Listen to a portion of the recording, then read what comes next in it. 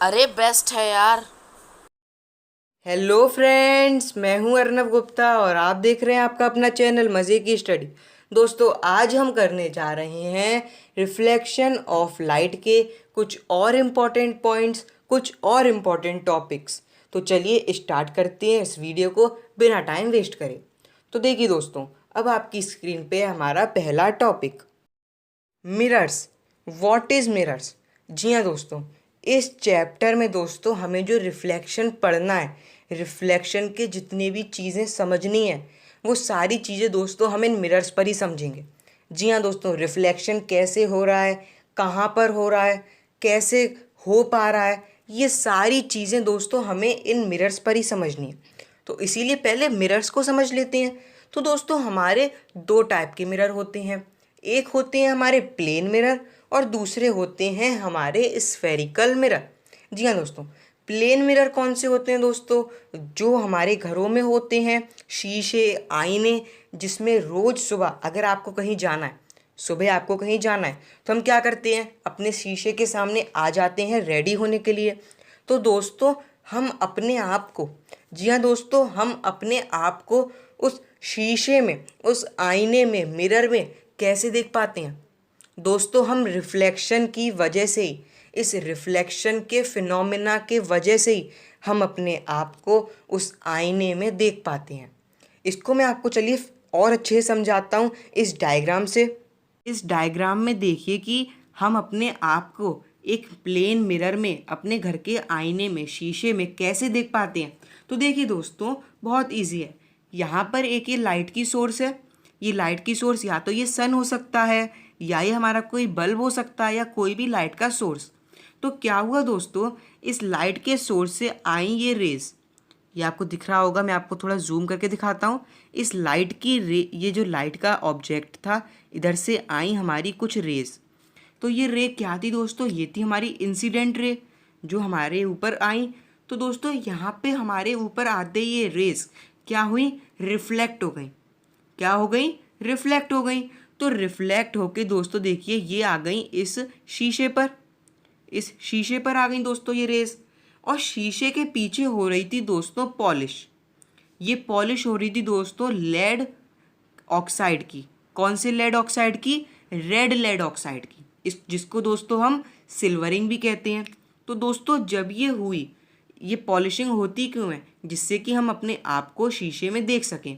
अब दोस्तों, आपने ग्लास वैसे वाले भी देखे होंगे जो शोरूम में और जगह जगह पर दोस्तों वो ग्लास आते हैं जो ट्रांसपेरेंट होते हैं, आर पार होते हैं। तो उसमें क्या होता है दोस्तों, हम उस शीशे के, उस मिरर के आर पार देख लेते हैं कि उस साइड कौन है या उस साइड क्या है। क्यों? क्योंकि वहाँ पर ये पॉलिशिंग नहीं हो रही होती है। जी हाँ दोस्तों, वहाँ पर ये पॉलिशिंग नहीं हो रही होती है सिल्वर की, रेड लेड ऑक्साइड की पॉलिशिंग नहीं हो रही होती है। लेकिन आपके घरों के जो आईने हैं, जो शीशे हैं दोस्तों, उस पर तो पॉलिशिंग होती है। क्यों होती है? जिससे हम इजीली अपने आप को देख सकें। कैसे देख पाते हैं दोस्तों हम, वो समझिए। लाइट की रेज हमारे ऊपर आई, हमारे ऊपर आते ही वो देखिए दोस्तों रिफ्लेक्ट हो गई। और देखिए दोस्तों, यहाँ पर रिफ्लेक्ट होते ये चली गई हमारे शीशे पर, आईने पर चली गई। और दोस्तों, क्योंकि आईना जो है पॉलिश्ड है, तो लाइट की रेज इसमें से पास नहीं होगी। जी हाँ दोस्तों, पास नहीं होगी। ये ट्रांसपेरेंट नहीं है, हमारा आर पार नहीं है, तो ये लाइट की रेज इसके अंदर से पास नहीं होंगी, यहाँ पर भी ये रिफ्लेक्ट करेगा। तो दोस्तों, यहाँ पर जब ये रिफ्लेक्ट करेगा तो ये सीधे हमारी आइज़ में आएगा। देखिए यहाँ पर ये फिर से रिफ्लेक्ट हुआ और हमारी आइज़ में आया। तो दोस्तों, यही कारण है कि हम अपने आप को इस शीशे में देख पाते हैं। जी हाँ दोस्तों, यहाँ पर केवल एक रिफ्लेक्शन नहीं हो रहा है कि हमारे ऊपर रिफ्लेक्टेड रेज जो है हमारे से निकली, इंसिडेंट रे एक बार आई और निकल गई रिफ्लेक्टेड रेज। नहीं, यहाँ पर देखिए डबल रिफ्लेक्शन हो रहा है। एक बार इंसिडेंट रे आई, वो रिफ्लेक्ट हो गई, और अब जो रिफ्लेक्टेड रेज थी वो इस आईने के लिए तो अब इंसिडेंट रे हो गई। जी हाँ दोस्तों, क्योंकि उस पर तो अब रेज आ रही हैं, हमारी बॉडी की रेज आ रही हैं। तो क्या हुआ, अब यहाँ से फिर से रिफ्लेक्ट हुई। तो देखा दोस्तों आपने, डबल रिफ्लेक्शन हुआ यहाँ पर, डबल रिफ्लेक्शन, जिसकी वजह से हमने अपने आप को इस शीशे में देखा। हम कहें तो हमने अपना रिफ्लेक्शन देखा। दोस्तों इसी तरीके से हम अपने आप को हमारे शीशे में देख पाते हैं, आईने में देख पाते हैं। चलिए आ गया समझ में प्लेन मिरर का केस। लेकिन दोस्तों इस चैप्टर में ना हमें ज़्यादातर हमारे स्फेरिकल मिरर के बारे में समझना है। अब ये क्या होते हैं दोस्तों? ये जो स्फेरिकल मिरर्स होते हैं दोस्तों, ये इस एक स्फेयर से ही बनते हैं। कैसे बनते हैं, कैसे होता है ये सब हम अभी समझते हैं दोस्तों। Spherical mirror, so what is this term mean? इसका मतलब क्या है? Spherical mirror whose reflecting surface is a part of hollow sphere. यानी कि रिफ्लेक्टिंग सरफेस किसका? स्फेरिकल मिरर्स का। स्फेरिकल मिरर्स का जो रिफ्लेक्टिंग सरफेस होता है दोस्तों, वो एक टुकड़ा होता है, वो एक पार्ट होता है एक होलोस्फीयर का। अब कैसे ये एक होलोस्फीयर का पार्ट होता है, चलिए ये समझते हैं दोस्तों। तो होलोस्फीयर यानी कि एक खोखला यानी कि खाली स्फीयर। कैसा? ये देखिए, ये एक स्फीयर है यानी कि गोला, सर्कल। तो दोस्तों ये सर्कल क्या है? खाली है अंदर से, केवल इसकी बाउंड्री वाला एरिया है जो कि ग्लास का बना है, समझिए। अब अगर मैं इस सर्कल को, जी हाँ दोस्तों ध्यान से समझिए ये वाली चीज़ें, अगर मैं इस सर्कल को इस इधर बीच से अगर मैं इसको काट दूँ, अगर इस सर्कल को मैं यहाँ से या कहीं से भी काट दूँ, इधर से काट दूँ या इधर से काट दूँ, तो दोस्तों क्या हो रहा है यहाँ पर कि मेरे पास दो हाफ सर्कल आ गए। क्या आ गए? दो हाफ सर्कल आ गए, हेमिस्फीयर आ गए दो। ठीक है, दो सेमी सर्कल आ गए। देखिए एक सेमी सर्कल ये आ गया और एक सेमी सर्कल ये आ गया। तो दोस्तों ये जो सेमी सर्कल आए हैं दोनों, यही होते हैं दोस्तों हमारे स्फेरिकल मिरर्स। जी हाँ दोस्तों, ये ही दोनों होते हैं स्फेरिकल मिरर्स। क्या लिखा है ऊपर? A spherical mirror whose reflecting surface is a part of hollow sphere. कि होलोस्फीयर का एक पार्ट वो होता है हमारा स्फेरिकल मिरर। अब दोस्तों इसका जो रिफ्लेक्टिंग सरफेस है वो कैसे पता करें? क्योंकि देखिए यहाँ पर एक तो ये वाली साइड है और एक ये वाली साइड है, बाहर वाली साइड है और अंदर वाली साइड है। अब कौन सा रिफ्लेक्टिंग सरफेस होगा, कौन सा नहीं होगा, ये समझिए। फ्रेंड्स अभी हम मिरर्स पढ़ रहे हैं, तो दोस्तों मिरर में क्या होता है ये आपको भी पता है। मिरर बनता कैसे है? प्लेन मिरर के केस में हमने देखा था दोस्तों कि जो रिफ्लेक्टिंग सरफेस होता है वो बनता कैसे है? पॉलिशिंग की वजह से, रेड लेड ऑक्साइड की वजह से। तो दोस्तों हमारे ये स्फेरिकल मिरर के केस में भी वही है। अगर दोस्तों ध्यान से सुनिए, अगर आपका जो रिफ्लेक्टिंग सरफेस है वो अंदर की तरफ कब होगा? जब बाहर की तरफ पॉलिशिंग होगी। और हमारा रिफ्लेक्टिंग सरफेस बाहर की तरफ कब होगा? जब अंदर की तरफ हमारी पॉलिशिंग होगी। तो देखिए दोस्तों सबसे पहले ये वाला स्फेरिकल मिरर देखिए, इसमें दोस्तों हमारी जो पॉलिशिंग है, ये जो रेड लेड ऑक्साइड की जो पॉलिशिंग है ये बाहर की तरफ हो रही है। देखिए बाहर की तरफ करी है, तो दोस्तों इसका रिफ्लेक्टिंग सरफेस होगा ये अंदर की तरफ। यहाँ से रेज आएंगी इसके ऊपर, यहाँ से रेज आएंगी। जी हाँ दोस्तों, इसका रिफ्लेक्टिंग सरफेस अंदर की तरफ है। दूसरी तरफ दोस्तों ये वाला देखिए आप, हमारा मिरर, इसमें दोस्तों देखिए क्या है, इसमें देखिए दोस्तों हमारी जो पॉलिशिंग है वो अंदर की तरफ हो रही है। तो इसका रिफ्लेक्टिंग सरफेस कौन सा हुआ? ये हुआ बाहर वाला। तो रेज जो भी आएंगी वो यहाँ पर आएंगी, बाहर वाले सरफेस पर आएंगी। आई होप आपको ही समझ में आ रहा है। अब दोस्तों इनको क्या किसी और तरीके से भी हम समझ सकते हैं, किसी और तरीके से भी हम इसको और अच्छा कर सकते हैं? तो देखिए दोस्तों बिल्कुल कर सकते हैं। दोस्तों जिसका भी, याद रखिए दोस्तों अच्छे से, जिसका भी स्फेरिकल मिरर में रिफ्लेक्टिंग सरफेस अंदर की तरफ होता है दोस्तों उसे कहते हैं हम कॉनकेव। जी हाँ दोस्तों कॉनकेव। और जिसका रिफ्लेक्टिंग सरफेस बाहर होता है उसे दोस्तों हम कहते हैं कॉन्वेक्स। अब कैसे याद करें इसे कि कॉनकेव किसे कहते हैं, कॉन्वेक्स किसे कहते हैं? तो देखिए दोस्तों, कॉनकेव क्या निकल के आ रहा है? केव। केव यानी कि गुफा। तो दोस्तों मेरा हाथ का पॉस्चर देखिए कि सपोज ये एक गुफा है, ये देखिए हमारे लेंस की तरह, ये हमारे मिरर की तरह ही लग रहा है। देखिए दोस्तों मिरर की तरह ही लग रहा है, इस तरीके की शेप है हमारे मिरर की और ऐसी मेरे हाथ का पॉस्चर है। तो समझ लीजिए एक गुफा है। तो एक बात बताइए, एक लॉयन है, एक लॉयन है, तो वो गुफा में कैसे एंटर करेगा? वो यहाँ से एंटर करेगा, इस वाली साइड से एंटर करेगा? नहीं, वो तो इधर से एंटर करेगा। तो दोस्तों जिसका भी रिफ्लेक्टिंग सरफेस अंदर की तरफ होता है, जिससे रिफ्लेक्टेड जो हो सके, रिफ्लेक्शन हो सके, लाइट की रेस आ सके अंदर की तरफ, उसे दोस्तों हम कहते हैं कॉनकेव। जिसका रिफ्लेक्टिंग सरफेस ये अंदर की तरफ हो। और दोस्तों अगर हमने समझ लिया है कॉनकेव, तो कॉन्वेक्स समझना क्या मुश्किल है। देखिए दोस्तों, कॉनकेव समझ लिया जिसका रिफ्लेक्टिंग सरफेस अंदर की तरफ होता है। बचा कॉनकेव, तो कॉनकेव क्या होगा? जिसका रिफ्लेक्टिंग सरफेस बाहर की तरफ होगा। जी हाँ दोस्तों, दोस्तों इसका एक बहुत अच्छा एग्जाम्पल है आपकी स्पून, चम्मच। दोस्तों जो चम्मच होती है जिस पे रख के हम फूड खाते हैं, मान लीजिए मैं आपको ड्रॉ करके दिखाता हूँ। सपोज ये एक चम्मच है, सपोज कर लीजिए कि एक चम्मच है।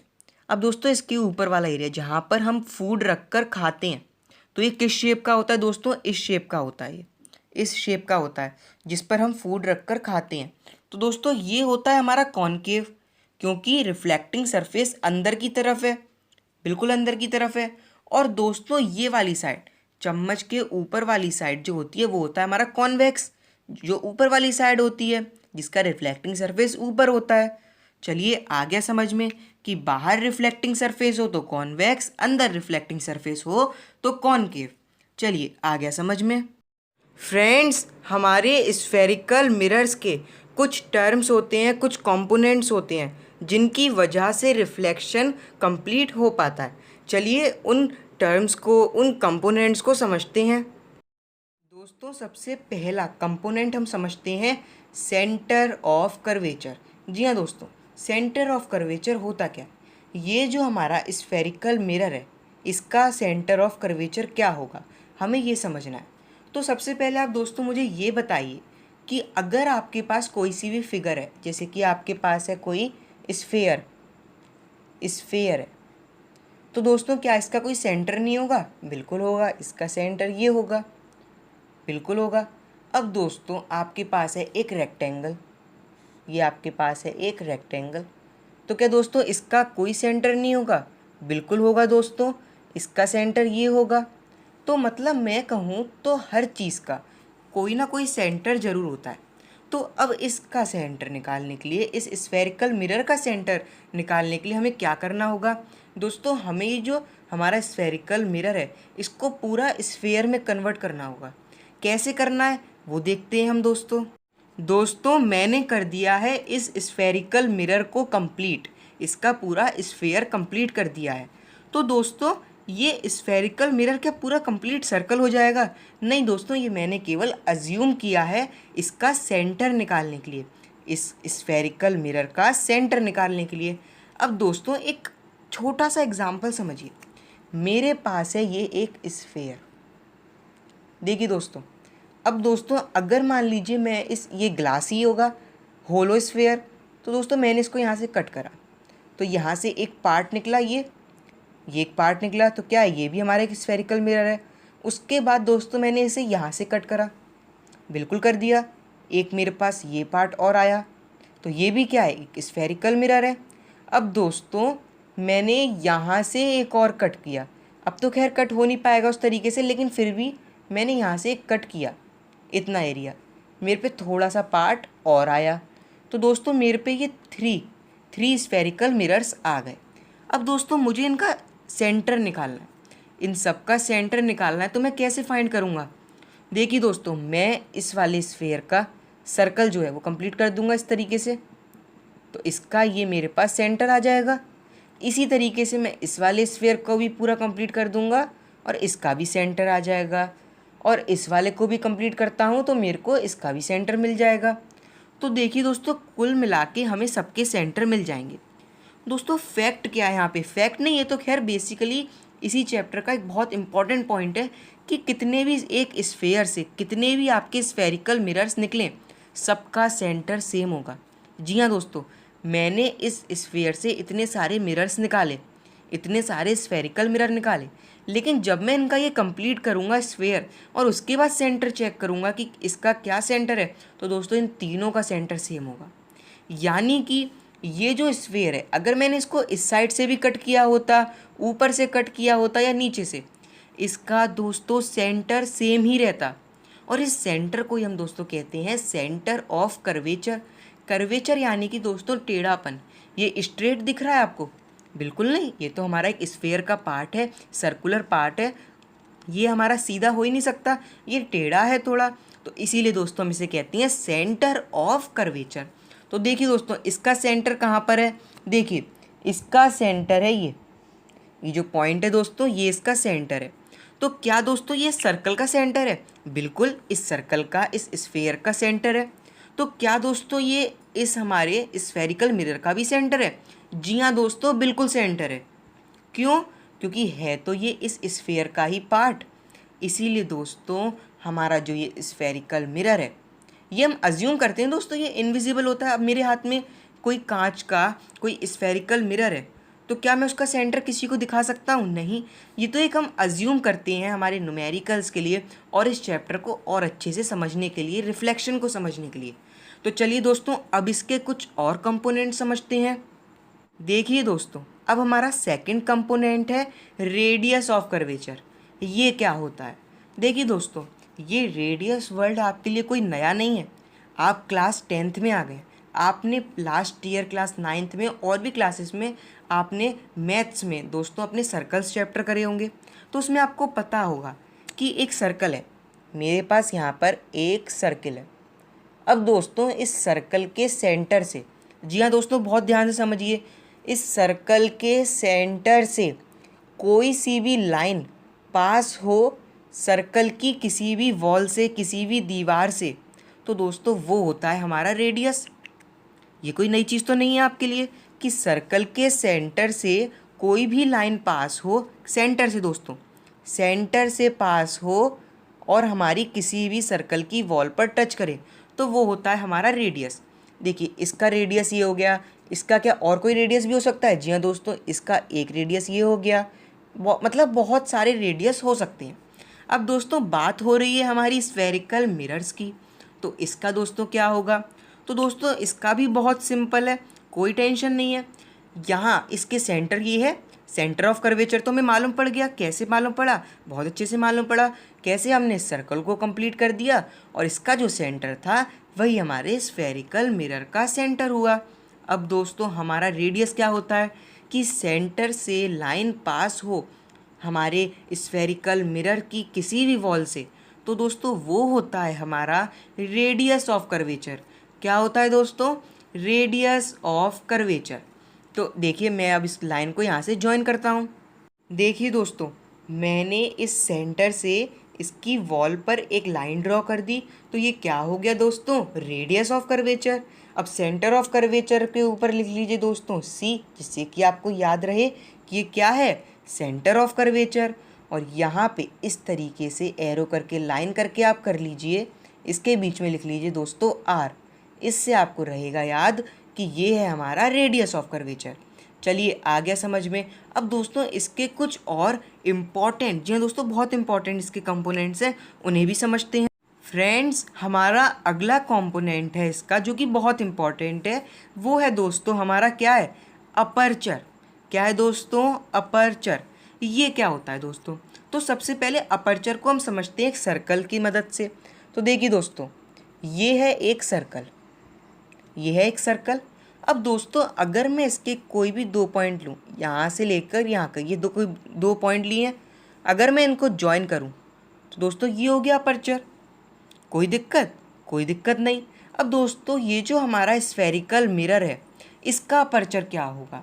तो देखिए दोस्तों, अगर मैं यहाँ से, देखिए बहुत ध्यान से देखिए, अगर मैं यहाँ से पॉइंट लगाऊँ और यहाँ को पॉइंट लगाऊँ और यहाँ से एक लाइन ज्वाइन कर दूँ, तो क्या वो अपर्चर होगी? बिल्कुल होगा दोस्तों, बिल्कुल होगा। लेकिन दोस्तों अगर मुझसे पूछा जाए कि लॉन्गेस्ट अपर्चर कौन सा होगा, इसका लॉन्गेस्ट क्या होगा, तो दोस्तों मैं क्या करूँगा? सिंपली यहाँ से लेकर यहाँ तक लाइन ज्वाइन कर दूँगा, तो क्या होगा दोस्तों? वो हमारी होगी लॉन्गेस्ट। अब दोस्तों ये जो अपर्चर टर्म आता है, ये आता कहाँ से है? तो देखिए दोस्तों, क्लास 10th में आ गए, आपको इतना पता होगा कि कॉर्ड क्या होते हैं हमारे। तो दोस्तों कॉर्ड होता है हमारा कि किसी भी सर्कल के दो पॉइंट को ज्वाइन कर दें, वो होता है कॉर्ड। और सर्कल के, इस सर्कल की बात हो रही है दोस्तों, स्फेरिकल मिरर की नहीं। सर्कल के लॉन्गेस्ट कॉर्ड को दोस्तों हम कहते हैं डायामीटर। जी हाँ दोस्तों, जो इसके सेंटर से पास होती है, सेंटर से पास होगी तभी वो लॉन्गेस्ट होगी। जो सेंटर से पास होती है दोस्तों, जिसे हम कहते हैं लॉन्गेस्ट कॉर्ड या डायामीटर। तो दोस्तों हमारा स्फेरिकल मिरर, जी हाँ दोस्तों हम स्फेरिकल मिरर्स पढ़ रहे हैं, तो इसका लॉन्गेस्ट कॉर्ड क्या होगा दोस्तों? इसका लॉन्गेस्ट कॉर्ड होगा इसके पॉइंट से, एंडिंग पॉइंट से एक लाइन ज्वाइन कर दें तो वो होगा दोस्तों इसका लॉन्गेस्ट कॉर्ड। तो दोस्तों इससे आपको अपर्चर की डिफाइन भी मिल जाती है कि longest chord in spherical mirror is called aperture.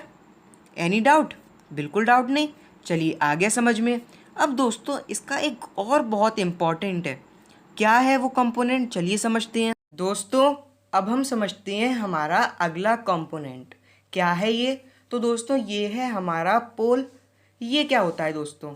देखिए दोस्तों, हम जो अपर्चर बनाते हैं दोस्तों, ये बेसिकली दोस्तों हम पोल को बनाने के लिए ही बनाते हैं। जी हाँ दोस्तों, पोल को समझने के लिए ही हमें अपर्चर ड्रॉ करते हैं। देखिए दोस्तों, ये जो अपर्चर है, इसका जो मिडिल होता है, इसका जो सेंटर होता है पार्ट, उसी को दोस्तों हम पोल कहते हैं। तो लेकिन दोस्तों ये क्या यहाँ पर होगा या ये क्या यहाँ पर होगा? बिल्कुल नहीं। तो ये कहाँ पर होगा दोस्तों? ये होगा हमारा यहाँ पर, हमारे स्फेरिकल मिरर पर।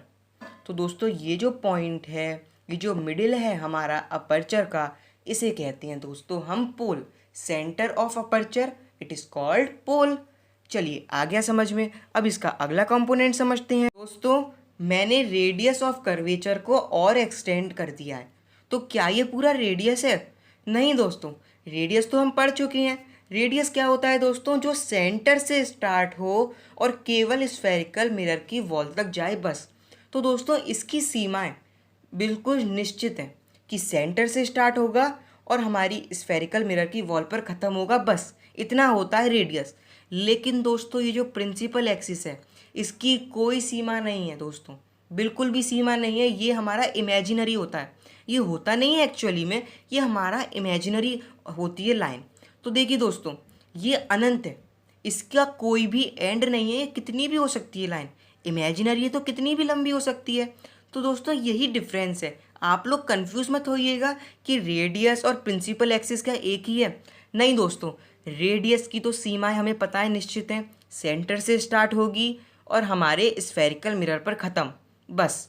और प्रिंसिपल एक्सिस दोस्तों सेंटर से स्टार्ट हो या कहीं से भी स्टार्ट हो, सेंटर से टच होकर प्रिंसिपल एक्सिस टच होकर एक्सटेंड हो जाएगी जितनी लंबी होनी है, लेकिन इन दोनों को टच होकर जरूर जाएगी। वो होती है दोस्तों हमारी प्रिंसिपल एक्सिस। चलिए आ गया समझ में। दोस्तों आज की वीडियो के लिए बस इतना ही। आज हमने इसके बहुत से इंपॉर्टेंट पॉइंट्स कवर करे, इसके बहुत सारे कंपोनेंट्स समझे। दोस्तों आज हमने कितने सारे कंपोनेंट्स पढ़े? Centre of curvature, radius of curvature, pole, aperture, principal axis, बहुत कुछ पढ़ा। तो दोस्तों ये हमने क्यों पढ़ा, इसकी क्या नीड थी हमें, क्यों हमने ये सब समझा? तो दोस्तों ये सब हम समझेंगे हमारी आने वाली वीडियोज़ में।